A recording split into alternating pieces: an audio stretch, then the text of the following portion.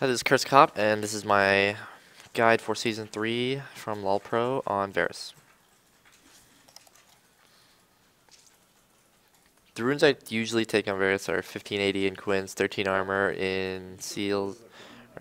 The runes I usually take on Varus are 1580 on Marks and Quints, 13 armor on Seals, and scaling MR glyphs. This is because the extra AD helps out when exchanging. You poke a lot with Varus, so just because his E adds extra magic damage, so it's a lot extra damage. Or with your W, and your E comboed with your W just does a ton of free damage, I guess. And you have a healing reduction, so you poke a lot as Varus in lane. The armor and MR are just basic tanky stats that you really want on an AD carry. Something else you can do are like armor pen, quints, or marks, because you want some extra AD, but you can also go armor pen just because Varus has an ability that gives them extra damage, so there's your free damage, and you can replace that with runes.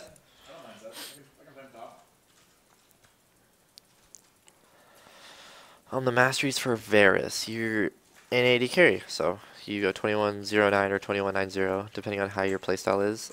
21 in offensive, usually just because you're an AD carry, you want the aggressive attributes for your AD, I guess.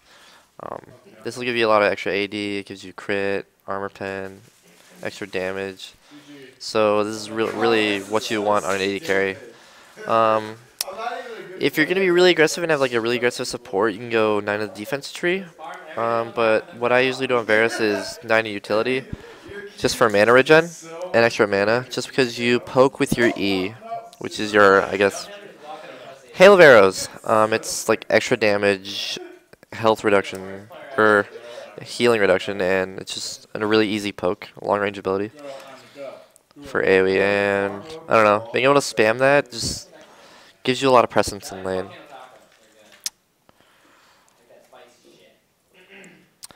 The item build I do on Varus is just boots health pots at level 1, like it's standard.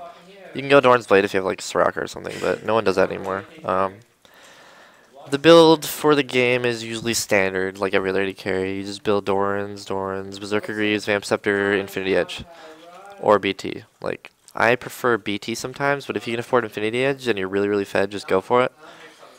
It'll help you do a lot more damage mid and late game. If you can get it early enough, you'll be really strong and you can 1v1 anyone. And just follow whatever you built with a Phantom Dancer, just for the extra crit. And movement speed and attack speed, I guess.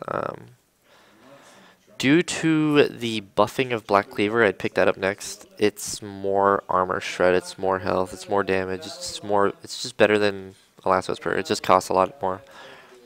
But I think it's better core item. You have no escape, so might as well follow it up with the QSS. You need this for, I don't know, it helps with magic damage. You don't get like bursted by AP carries anymore. And you basically have the cleanse you need, or cleanse from suppression. And follow this with a BT or IE, depending on what you first started. If you started IE, build a BT. If you started BT, build an IE. And then follow this up with a Mercurial Scimitar, like most AD carries, just because it's your 6th item and it doesn't really matter what you build. An alternate item, if you don't want a QSS, you're not really getting focused down, you can build a GA. Or even a Banshees, just for the extra attributes. Varus, he's very strong for his attack damage steroid. It gives you like extra magic damage on hit, so, and you can link this with your Q or E. You can attack someone 3 times and you have 3 little orbs around them. And if you hit them with an ability, it basically procs extra damage based on like their health, I guess. Or no, it's based on their health. So you have a lot of poke damage, and your E's are really long range. Your auto attack's really long range, so you can poke really effectively in lane. You don't have to worry about like just poking with short range and having an escape. You don't have escape, but you do a lot of damage. His ultimate, similar to Ashe, but not really similar to Ashe. It's short, medium range, I guess. Not global, initiation ability. Um, you basically shoot an arrow or whatever, and it CCs whoever it touches first. It is a skill shot, so if you miss it, it's like a 100-second cooldown. Like, it's really important. You need to hit this. You need to hit this ability, and it's basically like free initiation. If you miss, just go back to farming. And you can basically start a fight with this ability. And your Q is actually really, really, really long range, so it's really useful for poking or even wave clearing. You can usually clear a wave with two abilities, your Q and your E combo. So it's really good for pushing.